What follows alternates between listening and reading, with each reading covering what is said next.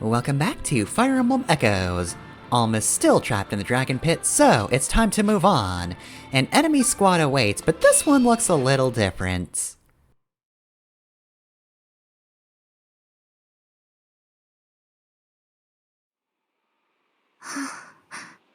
Something wrong? The closer we get to Duma Tower, the quieter you become. What? No, I don't. Or do I? I suppose I'm just getting a bit nervous as we draw near. And that's really it? You're not hiding anything? Conrad, you're worrying over nothing. Well, all right, if you say so.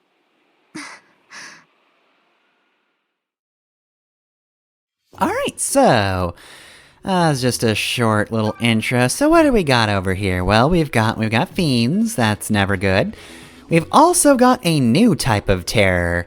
They're called Moguls, and also, oh, what do we have here? It's Jeddah. Richard Epgar is here, and he's looking at us funny. So he's got a whole lot. He's got a Draco shield. He recovers 5 HP each turn. Can't be attacked. Cool. Can't be hit by status effects. I didn't even have status effects. And doesn't even get hurt by using magic. Alright, cool. That seems bad. Let's fight him. I'm so pleased you've come, aunties. Enough talk, Jeddah. I've come to judge the truth of your claims. I will meet with Milla first. Any decision I reach will come after. As you will. But my bargain was with you alone. The rest will die for trespassing upon this holy place. What? But my life is the only one you need! This is true. But I've no fondness for interruptions. And they've proven the meddling sort. I trust you will forgive me for being cautious. Gods, he's completely mad! Everyone, be careful! Weird, who could have guessed that the evil priest was, evil? Alright, so before we begin proper, let's shoot him with Sonia, because she seems to really want to attack him for some reason. Jeddah! Well, if it isn't Sonia. You've no idea how long I've waited for this day. You stole the lives of my sisters and cursed them to become witches. I will avenge them with your blood. Their souls were offered to Duma freely, and both received endless bliss in turn. Only a fool would refuse to see a truth so plain. You are a burden to your wife's sisters, and I shall relieve them of it now. Alright, well thankfully Sonia's majoring means that he can't attack back, but yeah, Duma's kinda got his back, so that didn't go anywhere. Alright, so this battle is kind of a survival battle. You could probably guess, but we're not going to really do anything against Jeddah. It is theoretically possible to kill him. We did get a hint as to his weakness. So technically speaking, if you utilize that weakness, and are strong enough to also overpower a Draco shield, you could, in theory, take him out. That is, however, highly unlikely, so I'm not going to do it. No. Absolutely not. It is enough of a pain to take him out in the first place, so, like, having to take him out in this chapter when he has a Draco shield is just... The game doesn't want you to do it, so don't. So that guy that gave you the hit died for nothing, huh? Well, not necessarily. We might fight him later, considering we can't kill him now, or we don't want to kill him now. Again, technically feasible, just don't.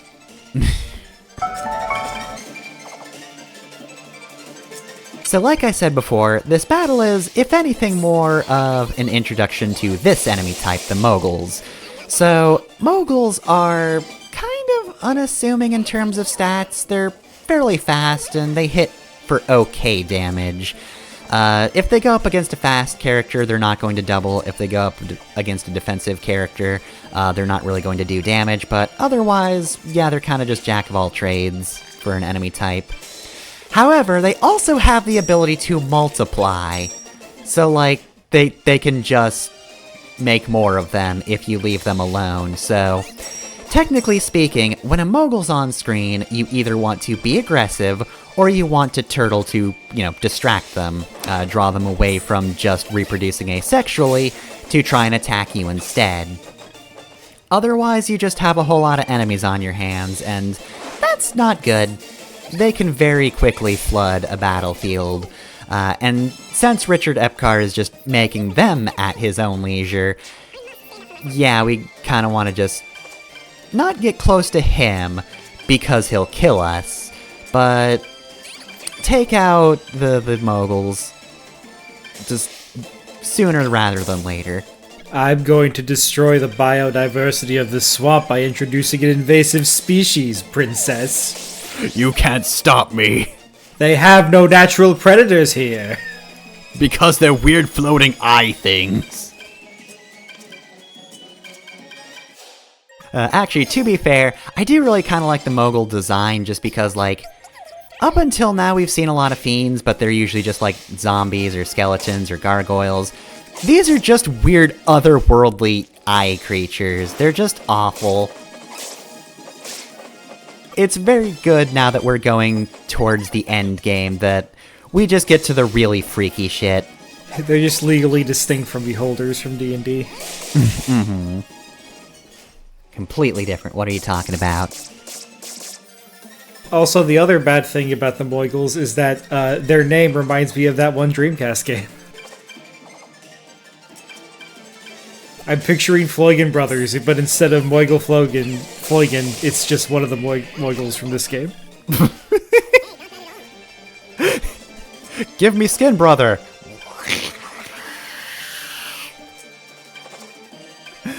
But yeah, so I'm going to say that this is mainly the Mogul intro chapter because, technically speaking, this is also the chapter where a significant enemy, if not the final boss, then one of the late game bosses appears to attempt to stomp you.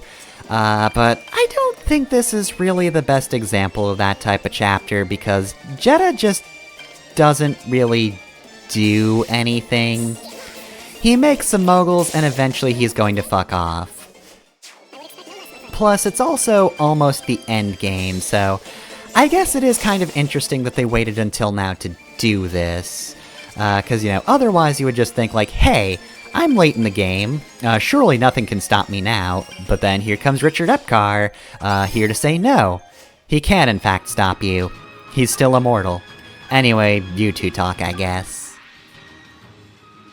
So, I've been thinking, Saber. That's dangerous.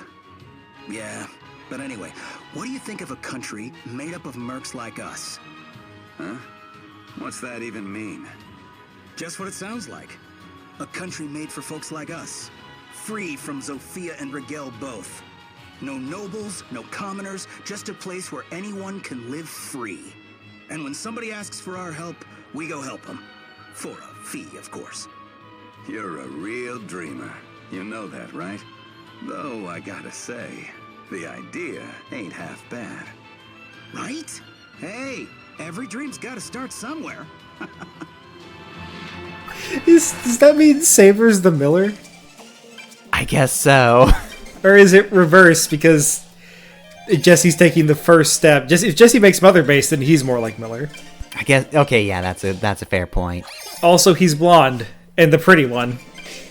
Saber was our first mercenary, so, like, I guess he's been gathering everybody else together. Saber just knows a ton of dudes with names like Armored Chicken. Alright, Saber, where is Shoot Gunner? I need to know who Shoot Gunner is in this universe. Shoot Gunner has to invent a gun in this universe to make his name make sense.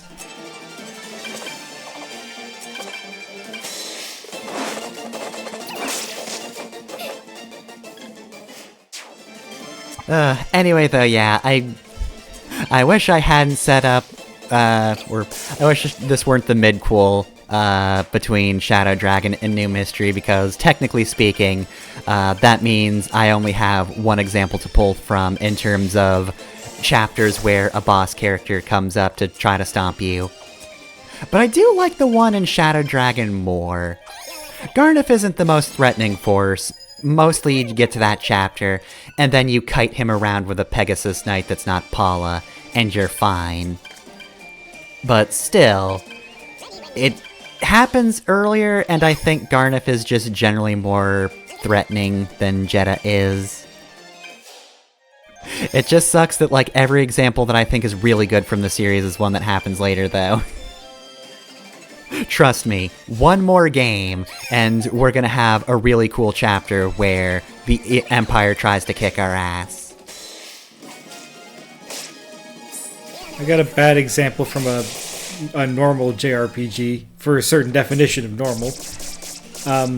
In Eternal Sonata, the JRPG based around the life of Frédéric Chopin, there is an unwinnable boss fight that takes place in a heavy downpour because Chopin almost died of malaria that he got during a torrential rain. Which would be fine, except there is an unskippable, like, 10-minute cutscene that's just silence and text on stock images explaining how Chopin almost died in a rainstorm. And then you fight a boss in a rainstorm that you can't win. And it's like, that would have been cool if you didn't explain it, jackass. I stopped playing after that. I think I paid... No, I definitely didn't pay full price. I got that used. But I bought that game and just went, you know what? I'm never touching this again. This sucks. Nah, I'm good.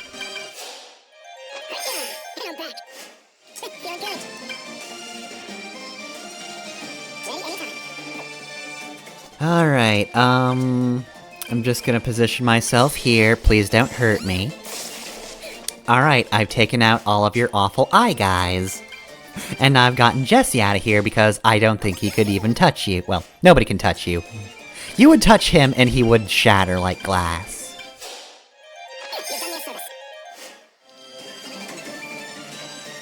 Alright, now what? I feel we're at a standstill. Get yourself in a real who will bell the cat situation. Ow.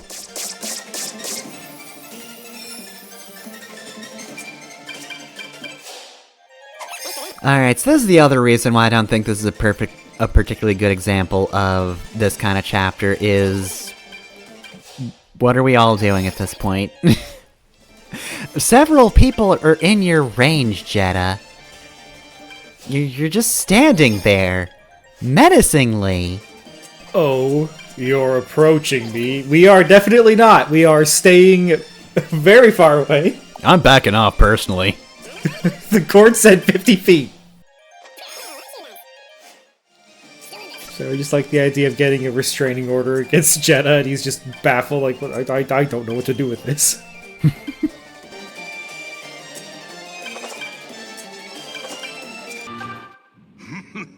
Your struggling is most precious. But I'll not end your meager little lives quite yet. On ToS, you will ascend Duma Tower and join me at its pinnacle. Unless you wish to lose your precious Om, that is. Everything's coming up, Jedha. I serve to be a minor inconvenience for an entire map. That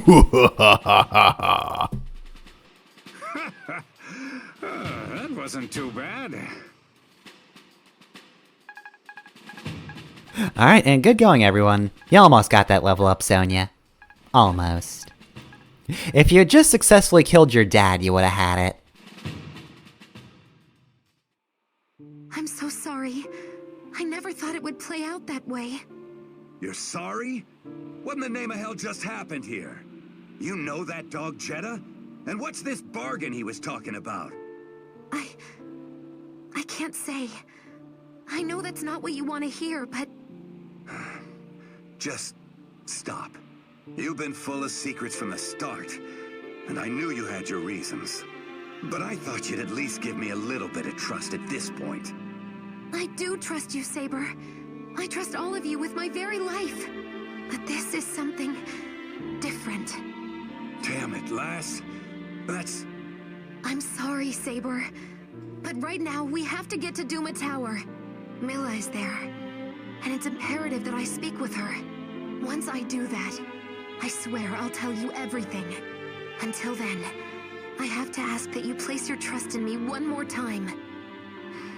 Oh, hell. You know I trust you. But you better start talking as soon as you're done with Mila. Got it? I will. I promise.